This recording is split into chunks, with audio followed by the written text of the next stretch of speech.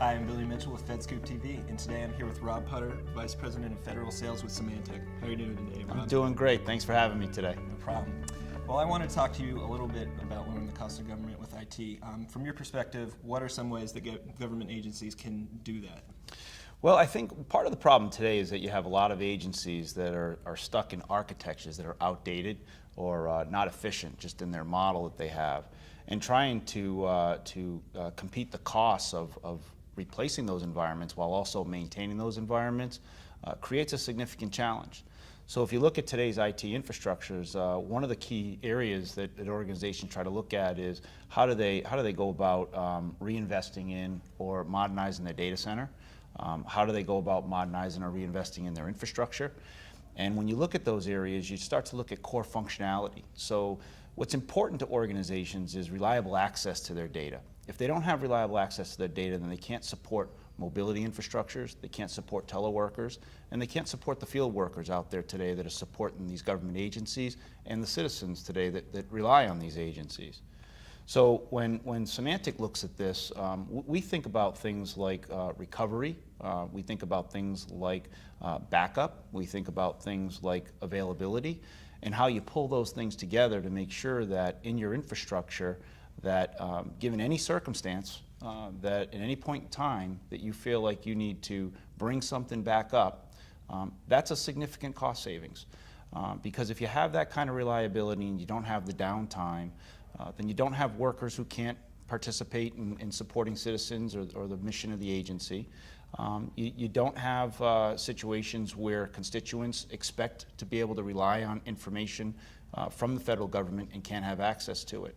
And so I think one of the things we're most proud about in our portfolio is that we've proven to help agencies reduce costs, sorry about that, by consolidating capabilities inside of our products. So things like backup, things like recovery, things like deduplication coming in one solution that has one hardware requirement, that has the requirements for minimal number of people supporting the system, and really reduces the number of cycles that are tied to maintaining and upgrading that versus having multiple products supporting a single initiative across different capabilities that each one of those products supports in a stovepipe type fashion inside of the stack. Mm-hmm. A big buzzword right now within the federal government is open data. And I wanted to ask you, what kind of role has that played within the last year, driving efficiency within the government and maybe even saving some money for the taxpayer? Well, open data is an interesting concept, and it's a significant buzzword right now. And what I find about open data is it's not very different than enterprise data, because the dependency on the open data to still be reliable, be protected, to be available, those are the same requirements you have on data that's not open source data. So thinking about your infrastructure and how you're going to support that becomes just as critical as accessing that data. Now, the positive thing about open data that we've seen in sites like data.gov is that it's creating a tremendous market just in and of itself. It's giving new businesses opportunity to have access to data and think of innovative ways to deliver that information. It's also giving government the ability to create these applications that constituents and citizens now have access to that give them so much more information across education, across business, and just across things like the environment and awareness of the many things and benefits that government does for us, and we just haven't had access to that information before. But I also caution that I think it also drives us now to have a greater need for classifying data, for understanding what data can be open, what data can we provide out there, how do we store it, how do we make it available, and really begin to understand how that classification of information impacts how we store it and how we make it available to the identities and the privileges that should have access to it. Absolutely. So as federal government continues to cut budgets, it becomes a conflict within federal government that some people might believe that maybe they're taking less with their best value.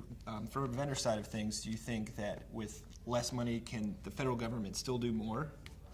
I think they can. I think part of the question, though, really is to take a hard look at, I go back to the conversation around the architecture that a government has to support its mission.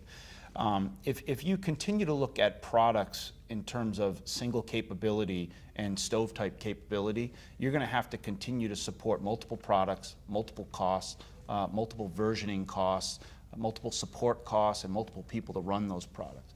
As you challenge technology companies to consolidate those concepts into appliances, as you challenge them to take products inside of their suite and force them to integrate them so that they work together, you then begin to combine things like storage and security with data protection and identity management. And I think as you begin to see that consolidation and collaboration of capability and technology, you'll begin to see the costs associated with not having them collaborative and integrated go down. And as a result, I think what you'll see is you'll see government want companies to come to the table with a better story of how they fit into the ecosystem and how they're going to drive costs down around integration rather than drive costs down around capability. Yeah, absolutely. And then following on that, I'm going to ask you to look a little bit in the future. In the next 5 or 10 years, what do you think the federal IT ecosystem will look like? And do you think it'll cost less money than it does now already to operate? Well, I don't know whether it's going to cost less then versus now to operate, because there's a lot of factors that I think will carry on regardless of what the platform looks like.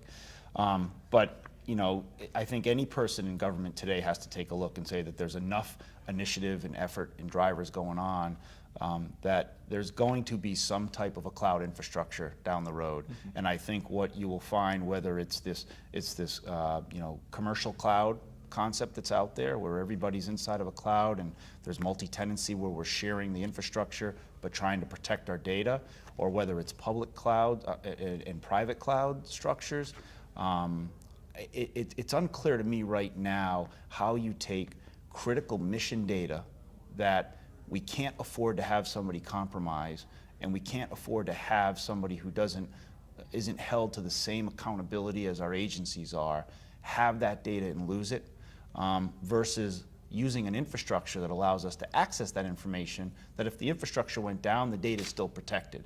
So I think you're going to see some type of a hybrid where the platform as a service, the infrastructure as a service will grow exponentially faster than actually moving content and data into these types of services. Because I think there's going to be a period of time, just like there has been in security, right, in cybersecurity, there's going to be a period of time where people need to make sure that they can trust these infrastructures, that they've been tested, and that we know what the threats and the vulnerabilities are of putting critical information inside of these shared resources before we have some kind of a breach or a loss. Absolutely. Well, thank you, Rob, for your time. And I'm Billy Mitchell with FedScoop TV. Thanks for watching.